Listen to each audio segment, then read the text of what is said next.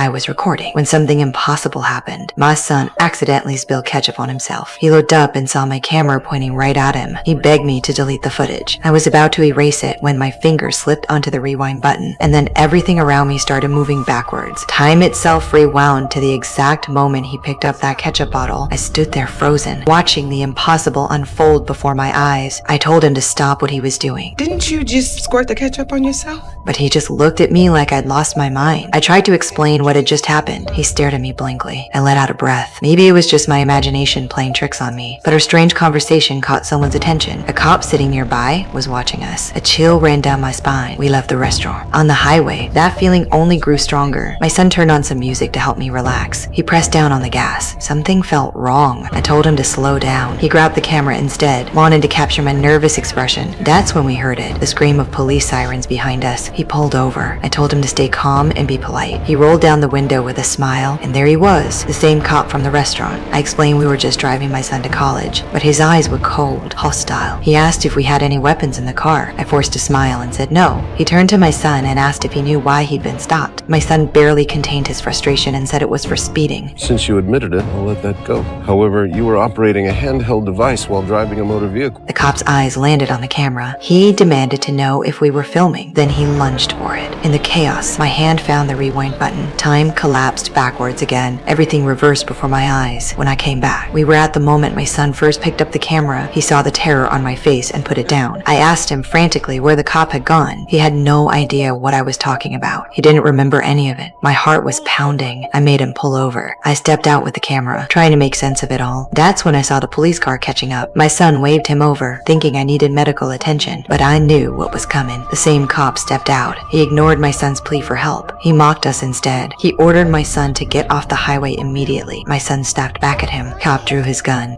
I slammed my finger on the rewind button. Time unraveled once more. This time, I went all the way back to the restaurant. I looked around desperately. There he was, eating his meal, glaring at us with pure disgust. I grabbed my son and told him we were leaving right now. If we could get out before he finished breakfast, maybe we'd escape him. I pushed my son into the passenger seat. I drove onto the highway carefully, watching my speed like my life depended on it. Halfway down the road, I made a sharp U-turn. I cut across the grass and took a completely different route. The dread wouldn't leave me. I prayed that changing our path would change our fate. My son had no idea why I was acting this way. Nothing I said made sense to him. After driving far enough, my body couldn't take the tension anymore. I found a motel. I hoped that resting there would throw the cop off our trail. Lying in that motel room, I finally exhaled. The TV was showing the lottery numbers. An idea struck